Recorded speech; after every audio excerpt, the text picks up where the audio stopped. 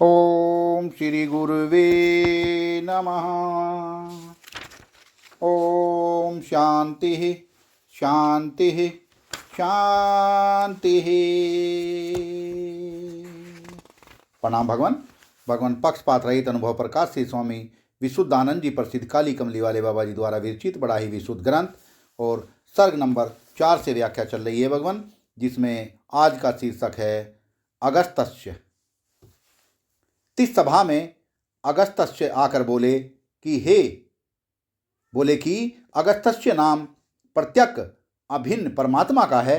सारांश यह है कि अगस्त्य नामक अक्रिय पदार्थ का है, वो सूर्य का है। वो अगस्त्य नाम परमात्मा प्रलय काल के आदि में सूर्य रूप होकर सर्व समुद्र आदिकों के जल को पान कर लेता है। पुनः कोई काल पीछे महाप्रलय के आरंभ काल में हाथी के सुंड तुल्य जलधारा को त्याग देता है।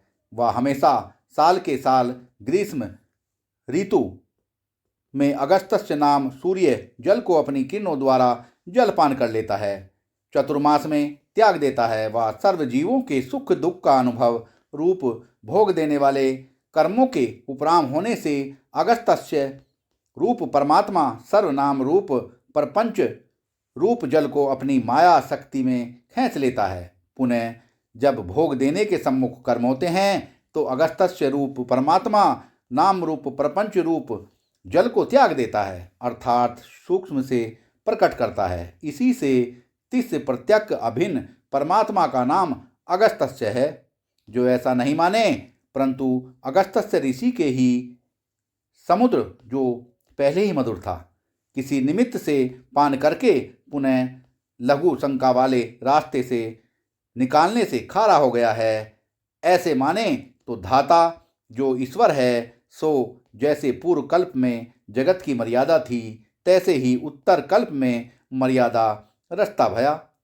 इस मंत्र की व्यवस्था नहीं लगेगी। जो ऋषि से ही माने तो मंत्र का अर्थ ऐसे लगे कि हमेशा कल्प पहले ईश्वर इस समुद्र को शुद्ध मधुर जल को रचता है, पीछे अगस्त्य ऋषि पीकर लघुशंका कर देता है, इससे खारा हो जाता है।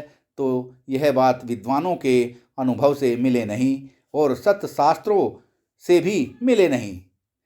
बृहदारण्यक के 5 अध्याय में याज्ञवल्क्य भुजुक के प्रसंग में तथा जगत की अनेक उत्पत्ति प्रसंग में इस समुद्र को पहले ही खारा लिखते हैं। यह नहीं लिखते कि पीछे अगस्त्य ऋषि ने खारा किया है। इससे अगस्त्य नाम सूर्य का भी है, सो महाप्रलय के आदि काल में वह हमेशा है साल के साल में जल खींच लेता है, पुनः त्याग देता है।